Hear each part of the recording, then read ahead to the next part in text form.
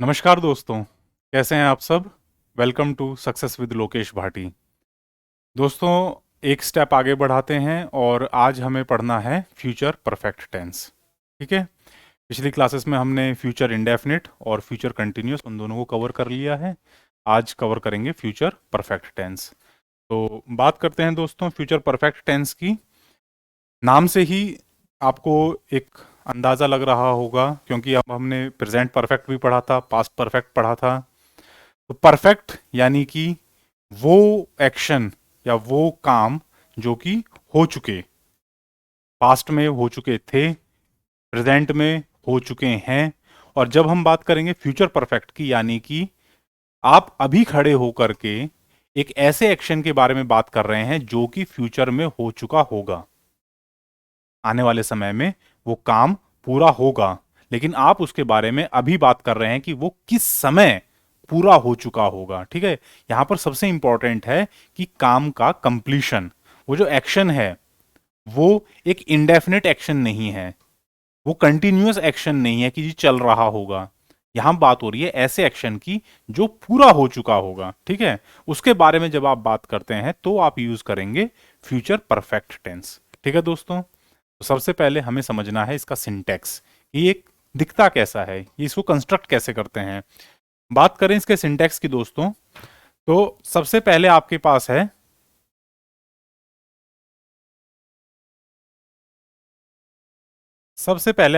है सब्जेक्ट, यानी कि वो एजेंट या एजेंसी जो कि काम कर रही है या करने वाली है। ठीक है। उसके साथ में आप यूज करेंगे शैल या विल का। ठीक है। शैल या विल दोनों ही हेल्पिंग वर्ब है। मैं पहले भी इसके बारे में आपको एक्सप्लेन कर चुका हूं कि फर्स्ट पर्सन सब्जेक्ट अगर आपके पास है आई और वी तो आप शैल का इस्तेमाल करेंगे। बाकी हैं सेकंड पर्सन में यू, थर्ड पर्सन में ही, शी, दे, इट और बाकी सारे नाम, जितने भी नाम हैं दुनिया में वो सभी थर्ड पर्सन में। तो सेकंड पर्सन और थर्ड पर्सन उनके लिए आप विल का इस्तेमाल करेंगे। ठीक है। उसके साथ में एक एडिशनल चीज हैव, चाहे सिंगुलर है चाहे प्लूरल सब्जेक्ट है, एक वचन है या बहुवचन है, आपको उसके लिए दोनों के लिए ही हैव का प्रयोग करना है। हैज या हैड का प्रयोग मत कर दीजिएगा। हैड तो आपको पता है सिर्फ पास्ट में यूज होता है, हैज प्रेजेंट में यूज होता है सिंगुलर के लिए, प्लूरल के लिए आप हैव का इस्तेमाल करते हैं। लेकिन जब आप फ्यूचर का इस्तेमाल कर रहे हैं, फ्यूचर परफेक्ट टेंस बना रहे हैं, तो बिना सोचे समझे आप हैव का प्रयोग कर दीजिएगा। इसमें आप टेंशन मत लीजिएगा कि जी सिंगुलर सब्जेक्ट है या प्लूरल सब्जेक्ट है, सबके लिए हैव का इस्तेमाल ही किया जाएगा। ठीक है। आगे बढ़ते हैं। मोस्ट इंपॉर्टेंट चीज V3, यानी कि वर्ब की थर्ड फॉर्म। लेकिन अब हम इसे वर्ब की थर्ड फॉर्म नहीं कहेंगे, आप कहेंगे पास्ट पार्टिसिपल फॉर्म। ठीक है। राइट, रोट, रिटन, रिटन का इस्तेमाल करेंगे। गो, वेंट, गॉन, गॉन का इस्तेमाल करेंगे। ईट, एट, ईटन, ईटन का इस्तेमाल किया जाएगा। ठीक है। तो इस तरीके से वर्ब की पास्ट पार्टिसिपल फॉर्म का यूज करते हैं आप परफेक्ट में। यही सेम फॉर्मूला आपने प्रेजेंट परफेक्ट में लगाया था कि जी V3 यूज की जाती है, पास्ट परफेक्ट में भी V3 यूज की जाएगी जब कभी आप परफेक्ट का प्रयोग करेंगे। ठीक है। मैं परफेक्ट कंटिन्यूअस नहीं कह रहा हूं दोस्तों, केवल perfect, present perfect, past perfect और फ्यूचर परफेक्ट तीनों में ही V3 का इस्तेमाल किया जाना है। ठीक है दोस्तों। और उसके बाद में आता है आपके लिए ऑब्जेक्ट या फिर कॉम्प्लीमेंट, जिस किसी चीज के ऊपर हमारे किए हुए एक्शन का असर पड़ रहा है, दैट इज ऑब्जेक्ट। ठीक है। वो ऑब्जेक्ट कहलाता है। तो वो आता है सबसे लास्ट में। समझते हैं कैसे, एक छोटा सा सेंटेंस क्रिएट करके देखते हैं दोस्तों। आइए, जैसे Ramesh will have written a letter, Ramesh एक पत्र लिख चुका होगा। आप कह रहे हैं अभी फिलहाल वर्तमान में खड़े होकर के ये कह रहे हैं कि किसी समय, भविष्य में आने वाले किसी समय में रमेश एक पत्र लिख चुका होगा। ठीक है। तो सब्जेक्ट आपके लिए है रमेश, यानी काम किसने करना है, रमेश ने करना है। विल हैव लिख चुका होगा। राइट मतलब होता है लिखना, write, wrote, written, V3 form written. ठीक है। Past participle form. A letter, ये आपके लिए ऑब्जेक्ट है जिसके ऊपर काम का असर पड़ रहा है। लिखना, क्या लिखना? पत्र लिखना, ठीक है। तो जो काम है लिखने का, इसका किसके ऊपर असर पड़ रहा है? लेटर के ऊपर, क्योंकि आप लिख रहे हैं तो पत्र बन गया। अब अगर आपने नहीं लिखा होता तो फिर वो पत्र नहीं है, वो तो एक सिंपल पेपर है, खाली पेपर है, ठीक है। तो इस तरीके से आप चीजों को समझेंगे। आपके पास सब्जेक्ट है, विल का इस्तेमाल करेंगे। अगर इसकी जगह पर आपके पास फर्स्ट पर्सन सब्जेक्ट होता, जैसे I shall have eaten my dinner, मैं अपना रात्रि भोज कर चुका हूंगा, ठीक है। मैं अपना रात्रि भोज कर चुका हूंगा, ठीक है। अब देखिए आपके पास फर्स्ट पर्सन सब्जेक्ट है आई, इसकी जगह पर वी होता तो भी आप शैल का ही इस्तेमाल करते। आई और वी के साथ में आप हमेशा शैल का इस्तेमाल कीजिए, ठीक है। ऑर्थोडॉक्स ग्रामर है, बट आप इसी को अभी कॉम्पिटिटिव एग्जाम्स में फॉलो कीजिए, ठीक है। आई और वी के साथ में आपने शैल का इस्तेमाल किया, उसके बाद में हैव आ गया। ईट यानी खाना, भोजन खाना, उसके लिए we three form eat, eight, eaten, ठीक है। तो ये आपके लिए V1 है बेस फॉर्म या डिक्शनरी फॉर्म, ये आपकी V2 है 8, और ये है आपकी V3 यानी कि पास्ट पार्टिसिपल फॉर्म। तो इसी को आपको परफेक्ट में यूज करना होता है। ईटन ही आपके लिए, अगर आप प्रेजेंट परफेक्ट बना रहे हैं तो भी आप V3 का इस्तेमाल करेंगे ईटन, पास्ट परफेक्ट बना रहे हैं तब भी इसका इस्तेमाल करेंगे, और अब हम फ्यूचर परफेक्ट बना रहे हैं तो यहां पर भी ईटन का इस्तेमाल होगा, क्योंकि ये इसकी V3 फॉर्म है, ठीक है। क्लियर है दोस्तों? आगे लास्ट में आता है आपका ऑब्जेक्ट, यानी जिसके ऊपर असर हुआ है। ये भोजन खाने की जो क्रिया है, इसका असर किसके ऊपर हुआ है? डिनर के ऊपर हुआ है। भाई वो खत्म हो गया होगा, ठीक है। अगर आपने खाना नहीं खाया होता तो वो बचा हुआ रहता, ठीक है। क्लियर? आइए आगे बढ़ते हैं, बात करते हैं। अब देखिए आपने सिंटेक्स समझ लिया है, अब हम डिस्कस करेंगे कि कहां कहां पर आप किस किस सिचुएशन में आप प्रेजेंट फ्यूचर परफेक्ट टेंस को इस्तेमाल करते हैं या यूज करते हैं, ठीक है। देखिए सबसे पहला और सबसे मोस्ट इंपॉर्टेंट यूज जो है फ्यूचर परफेक्ट का, वो है actions which are expected to get completed in future. ऐसे एक्शंस या ऐसी क्रियाएं जिनकी आपको उम्मीद है, एक्सपेक्टेड है दोस्तों, वो अभी हुए नहीं है, भविष्य में होंगे, ठीक है। ऐसी चीज जो भविष्य में होनी है उसके बारे में केवल आशा कर सकते हो, आप सोच सकते हो, ठीक है। उसकी गारंटी तो नहीं ले सकते, भाई भविष्य किसी ने नहीं देखा है, ठीक है। तो ऐसी चीज जिसकी आपको उम्मीद है, जिसकी एक्सपेक्टेशन है, जिसकी आशा है कि वो काम पूरा हो चुका होगा, कंप्लीट, उस काम के होने की यानी कि कंप्लीट होने की उम्मीद होनी चाहिए दोस्तों। अगर आपको ये उम्मीद है कि वो चल रहा होगा तो फिर ये फ्यूचर कंटिन्यूअस में बनेगा, ठीक है। तो ऐसा कोई काम जिसके फ्यूचर में कंप्लीट होने की उम्मीद है, उसे आप फ्यूचर परफेक्ट में बनाते हैं, ठीक है। और वो भी ऐसा होना चाहिए कि उसका टाइम पीरियड भी आपको पता हो कि हाँ इतने समय में ये काम पूरा हो जाएगा। ऐसी कोई चीज जो कि निरंतर चलती रहेगी फ्यूचर में, उसे आप परफेक्ट में नहीं बनाएंगे, उसे आप फिर फ्यूचर इंडेफिनिट में बनाएंगे। किसी की आदत, फ्यूचर की आदत, तो उसे आप फ्यूचर इंडेफिनिट में बनाते हैं। ऐसा काम जो फ्यूचर में चल रहा होगा उसे आप फ्यूचर कंटिन्यूअस में बनाएंगे। ऐसा काम जिसकी आपको उम्मीद है कि फ्यूचर में कंप्लीट हो जाएगा किसी अमुक समय पर, उसे आप फ्यूचर परफेक्ट में बनाते हैं, ठीक है। तो actions which are expected to get completed in future by some definite time, किसी निश्चित समय तक उनके पूरे होने की उम्मीद है, तो उसे आप फ्यूचर परफेक्ट में बनाएंगे। वो काम भी शुरू फ्यूचर में होगा और पूरा भी फ्यूचर में होगा और उसका समय निश्चित है, तो उसे आप फ्यूचर परफेक्ट टेंस में बनाते हैं, ठीक है दोस्तों। क्लियर है? आइए इसके कुछ एग्जाम्पल्स करके देखते हैं किस तरीके से ये सेंटेंस क्रिएट होते हैं। जैसे Mohan will have completed his task by Friday, ठीक है।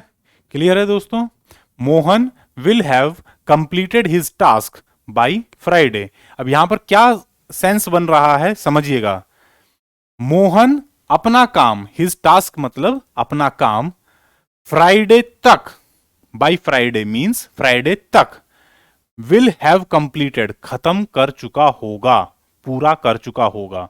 मोहन अपना काम फ्राइडे तक, बाई फ्राइडे, ये टाइम लिमिट है यहां पर दोस्तों, फ्राइडे तक यानी कि शनिवार नहीं होगा, फ्राइडे में ही पूरा कर लेगा, ठीक है। लेकिन उसने ना तो अभी काम शुरू किया है, भविष्य में शुरू करेगा और भविष्य में ही खत्म करेगा। Mohan will have completed his task by Friday, और ये जो विल हैव कंप्लीटेड है ये बता रहा है पूरा कर चुका होगा, खत्म कर चुका होगा। ठीक है दोस्तों, क्लियर है। मोहन अपना काम फ्राइडे तक खत्म कर चुका होगा। Is it clear? आइए एक और एग्जांपल लेते हैं।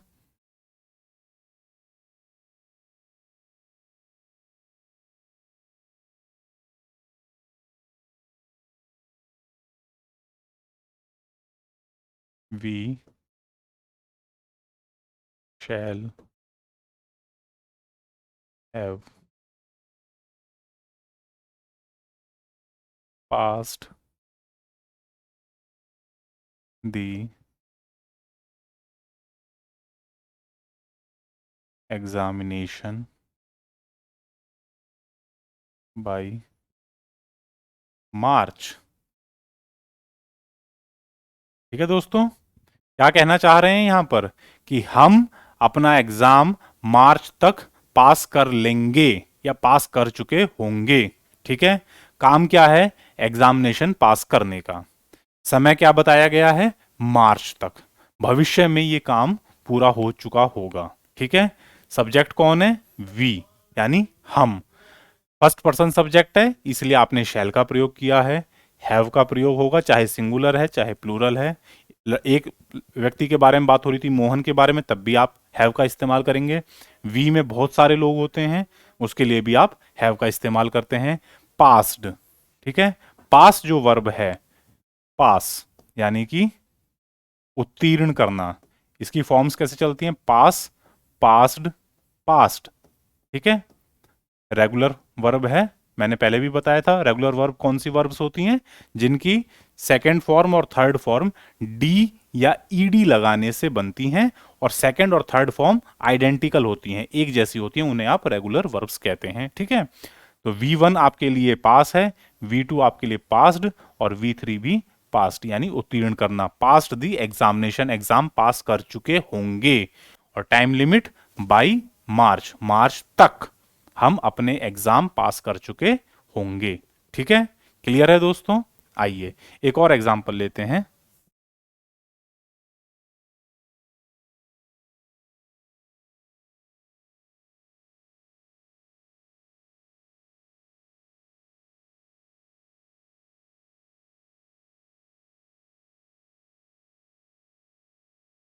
Ram will have watched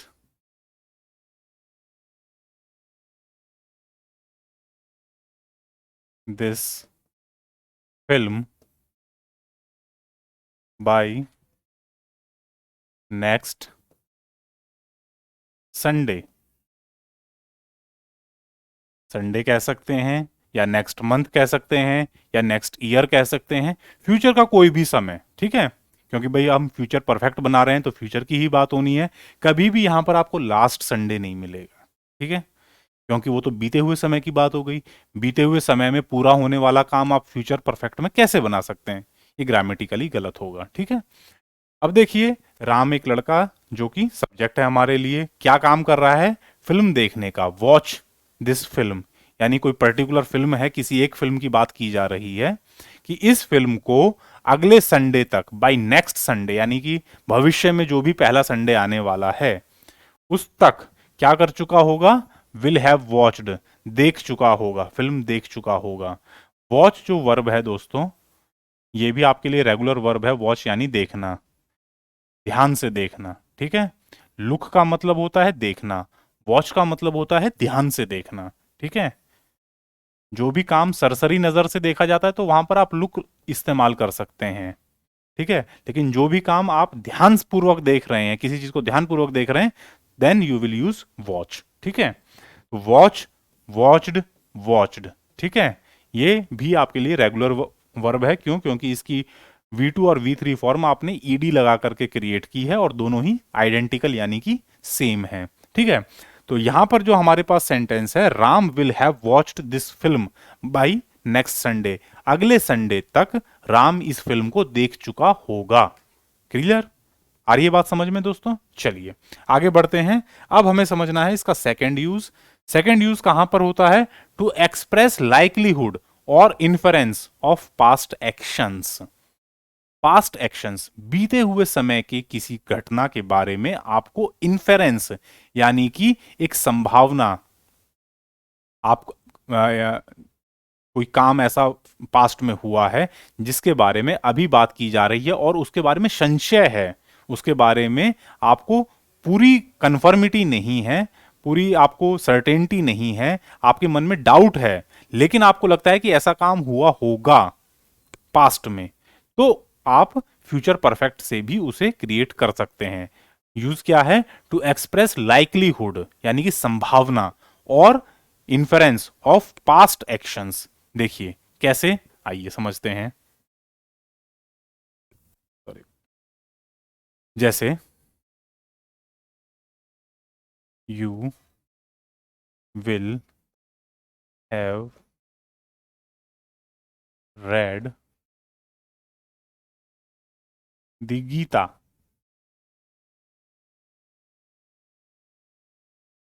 you will have read the Gita.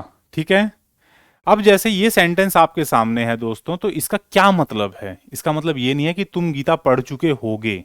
इसका यहां पर मतलब दोस्तों क्या निकलेगा, समझिएगा।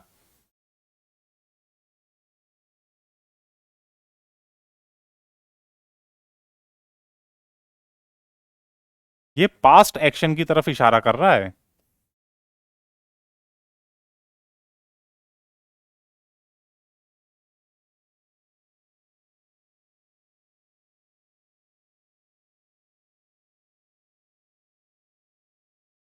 एक ऐसा सेंटेंस, एक ऐसा काम जो कि पास्ट में हुआ है लेकिन उसके बारे में आप श्योर नहीं हो।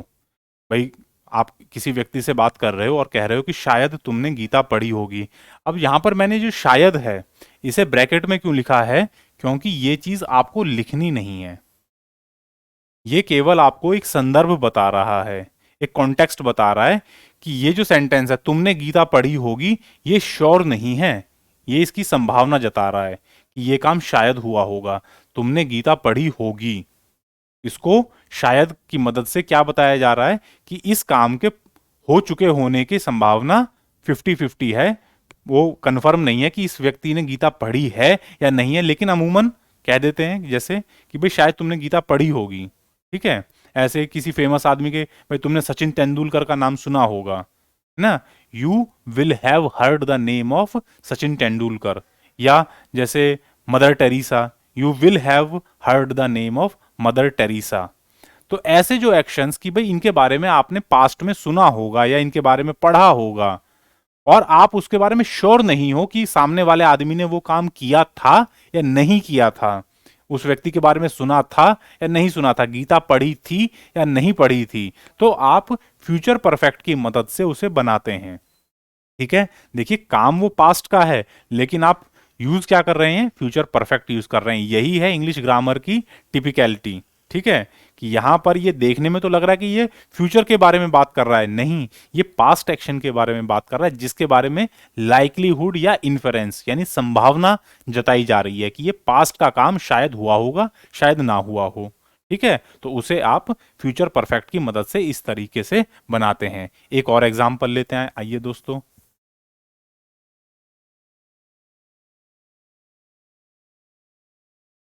जैसे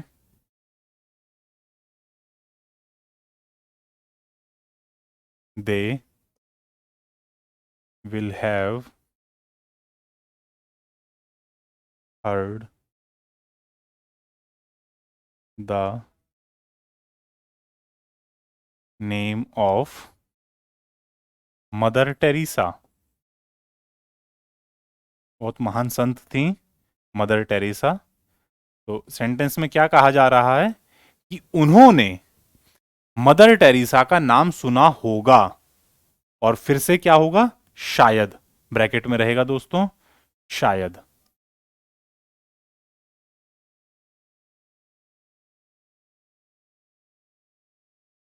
शायद उन्होंने मदर टेरेसा का नाम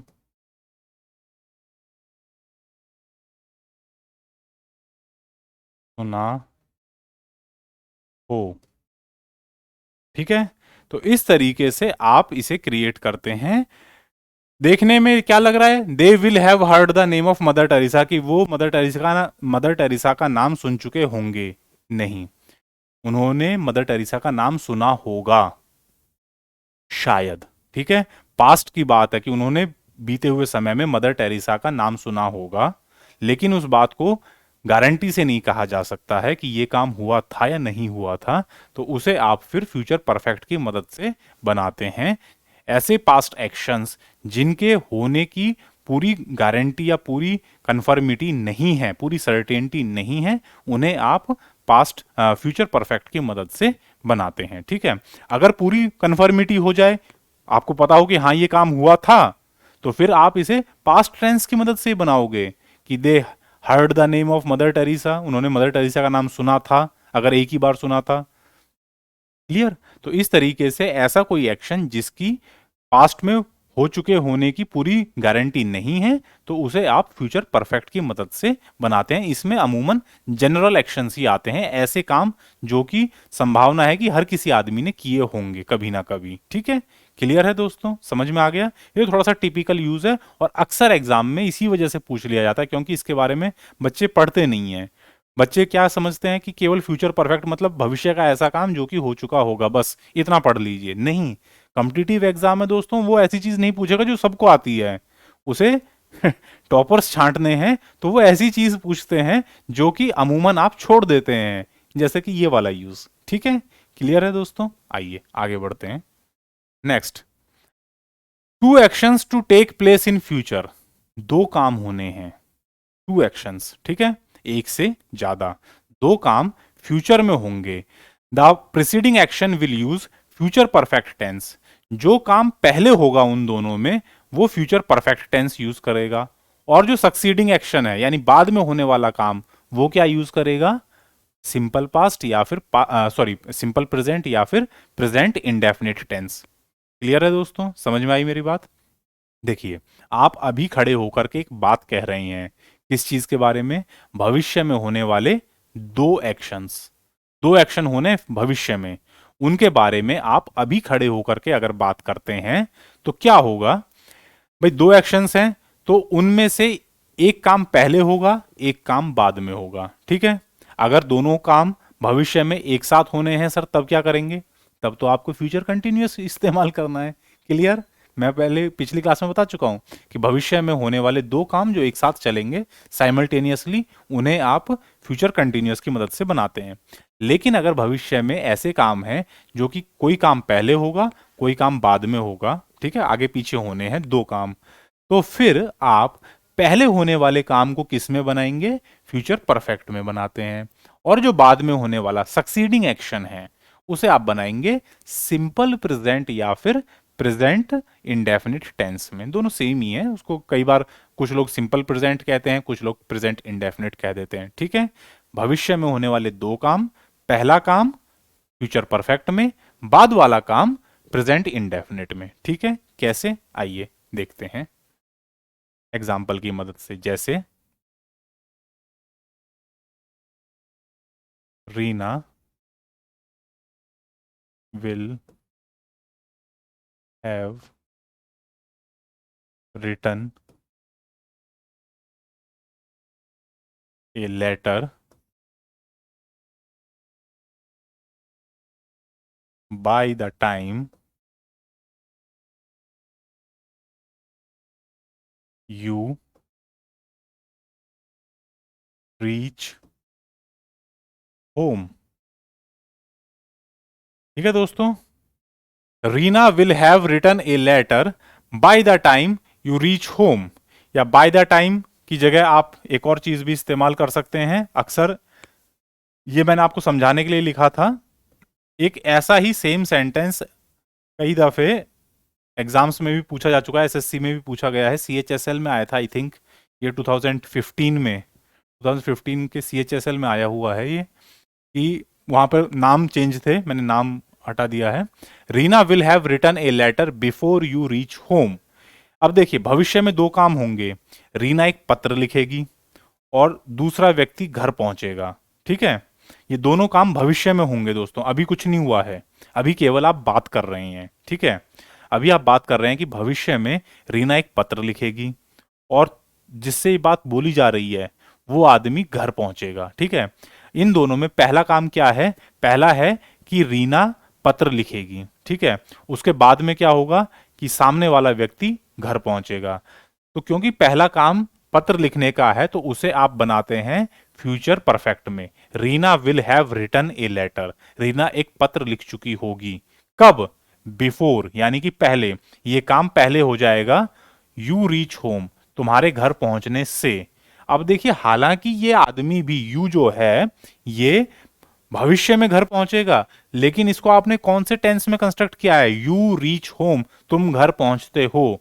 तो सुनने में तो क्या लग रहा है कि जी ये अभी की बात है, नहीं ये फ्यूचर की बात है, लेकिन क्योंकि ये एक्शन इसके बाद होगा तो इसीलिए इसको आपने प्रेजेंट इंडेफिनिट में कंस्ट्रक्ट किया है, प्रेजेंट इंडेफिनिट टेंस में बनाया है। यही नियम है। देखने में लगता है कि जी दोनों काम फ्यूचर में होंगे तो दोनों को फ्यूचर इंडेफिनिट में बना देते हैं, या एक को फ्यूचर परफेक्ट में बना दीजिए दूसरे को फ्यूचर इंडेफिनिट में बना दीजिए। नहीं, गलत हो जाएगा, मार्क्स कट जाएंगे और आप रह जाओगे।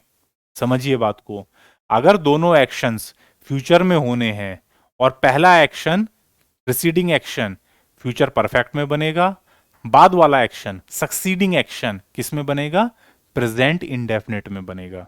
ठीक है दोस्तों, आइए एक और एग्जांपल लेते हैं। जैसे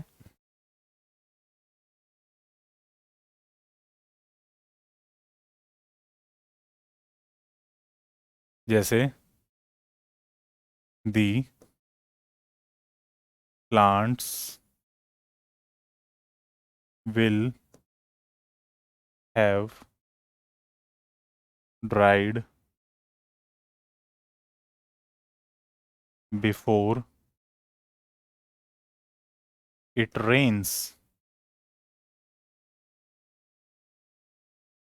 बहुत ध्यान से देखिए दोस्तों इस सेंटेंस को। The plants will have dried before it rains.